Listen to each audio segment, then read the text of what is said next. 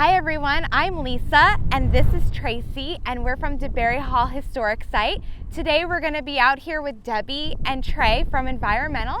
We're going to paddle along the Mosquito Lagoon all the way up to Gabordi Canal. Along the way we're going to talk about some of the history and the wildlife in the area and also about Volusia County's new stormwater treatment facility. So let's get going. As you're paddling along the Gabordi Canal, you'll come across a striking brick house that was built in the 1920s. There are a lot of stories surrounding the history of this house and its owners. One story suggests that during the Prohibition era, this house was used to store illegal alcohol and was occupied by one of well-known mobster Al Capone's mistresses. Another story suggests that it was a rest house where Al Capone's workers would spend their time. Another interesting feature is that they believe this house has a tunnel system that leads from inside the house down to the canal here with this concrete dock. So those are just a few of the stories that connect Al Capone to Florida's history. Now the house today is privately owned.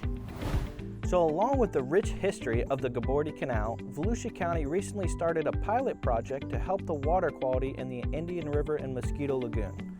What they're doing is they're diverting stormwater from the canal into a pond to help remove nitrates and phosphates before that water is pushed back out into the lagoon. So this project, we're really hoping will help cure some of the water quality issues that we have right here in Volusia County. This section of the Indian River Lagoon is called Mosquito Lagoon. It's home to a large variety of wildlife. On a single kayak, you might come across horseshoe crabs, stingrays, dolphins, manatees, and a wide variety of birds. You might see an osprey swooping down to get its fish, or a great blue herring and snowy egret wading in the shallow waters, maybe even a cormorant and anhinga sunning themselves up on a post. During nesting season, we sometimes have American oyster catchers that nest here, and all year long you'll see brown pelicans. I recommend if you're coming out to enjoy all that Mosquito Lagoon has to offer, that you bring binoculars just in case these species are off in the distance and you'd like a closer look.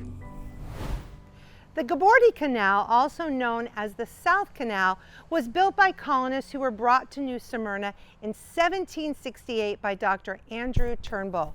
It was part of Great Britain's largest single attempt at colonizing the New World. This opportunity led Minorcans, Corsicans, Greeks, and Italians to New Smyrna as indentured servants. Dr. Turnbull, impressed by the Egyptian canal system, had colonists dig 3 canals running east to west, including this one, and one large canal running north to south connecting the 3. Colonists grew hemp, cotton, indigo, and rice using these canals for irrigation. After 9 hard years, reports of harsh treatment, and more than half of the population dead, the colonists requested the governor of St. Augustine release them from their indenture. Their request was granted, and many of the colonists moved to St. Augustine. Thank you for joining us today while we explored Mosquito Lagoon and Gabordi Canal. I'm Debbie. I'm Lisa.